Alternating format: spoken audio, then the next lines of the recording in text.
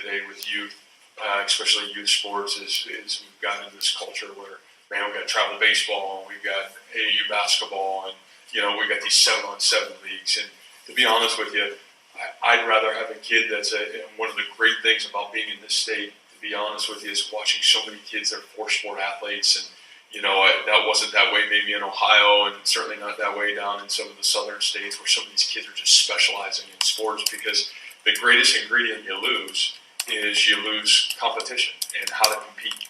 And, you can't compete in a weight room. You can't go compete with a trainer, even though that everybody's selling you to go do that, but you can't. When you compete, is you're winner or you're losing, and you're figuring out a way to win. And I think that's what track teaches you. I think that's what wrestling teaches you. It's what basketball teaches you. It's what baseball teaches you. And so, to me, that is a huge piece of our recruiting process, because it gives us at least one answer to the intangible that's really important. How do you compete? How do you act when things don't go well? How do you respond to adversity? We get to see it live and in color. And those things are really, really important to our staff, and at least in our evaluation of a young person. Backyard, just somebody throwing a ball up. A lot of kids have a hard time judging a ball in the air.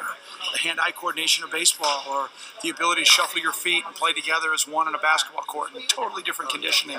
Those were my examples of what I got to experience. I wasn't good enough to play a lot of other things, but I had a great experience. And you know what? There were different young people that I got to play with, that I had to foster and build relationships with. And there's the hidden gem.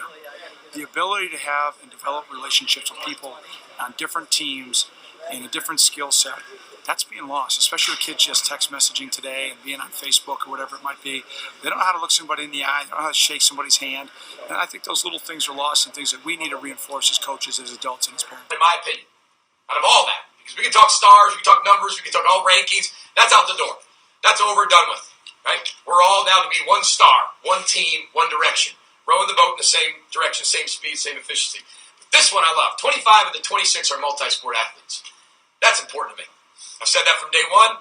We recruit multi-sport athletes, and we will continue to do that. For everybody, if you want to come to the University of Minnesota and you want to specialize in that, not saying we won't take you, because we will, but we emphasize multiple sports. So for parents out there, make sure that your sons, your daughters, your kids, get them involved in other sports. Because this head coach likes to look at those things. Our staff likes to see your son compete. And I'm sure I speak for a lot of the university athletes. Being able to evaluate in other sports, I also think it breeds a competitive nature in kids, and the competition, I think, is huge. Donovan had 16 points last night in a basketball game. LB had 20 last night. Holcomb told me he had 10 and 20 rebounds, but they're still figuring that up at Wellington. I don't think somebody really took into account how many rebounds he had. But, that's just some examples.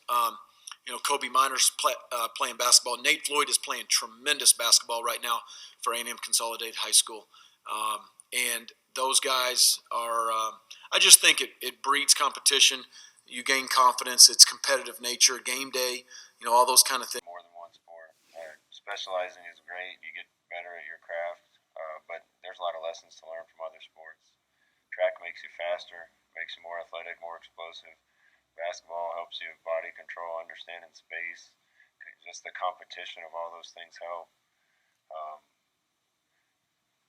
I want to recruit a lot of guys that are multi-sport athletes, because it means they love competition and love being out there. I know there's good players that are and aren't, but if I had a choice, I'd take guys that are playing sports year-round. Number one, it develops an overall skill set, a well-rounded skill set. Two, it shows me that this young man can be coached in different ways, because every coach that he deals with in a different sport coaches him a little bit different. So that's intriguing to me. So if I have a player that's dead equal and he plays one sport or he plays two sports, I'm going to go after the two-sport athlete first. Specialization, totally anti. When you play a variety of different sports, you're not going to just get stale doing one thing at an early age. You're going to hear different coaches' perspective. Some guys are tough. Some guys, ladies are, tough or easy on. There's a different method coming from all these different coaches. Again, part of the learning process. You're going to utilize different muscles. You're not going to get bored with one thing. Talked about that playing multi-sports helps out with.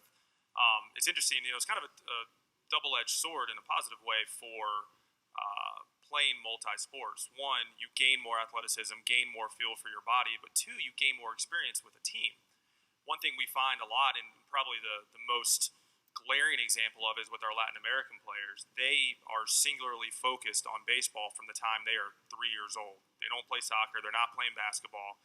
They learn how to throw a ball as hard as they can. They learn how to swing a bat as hard as they can. They learn how to run in a straight line for 60 yards as fast as they can. And they get really, really good at that.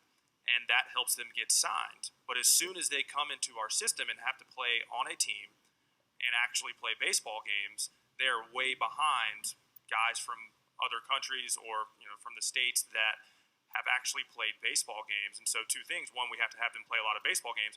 Two, we actually throw soccer balls out into the field and have our 16-year-old and 17-year-old Latin American players kick soccer balls around just to get their feet moving, just to get them moving their bodies in an athletic way. So it is 100% in our minds, something that is extremely beneficial.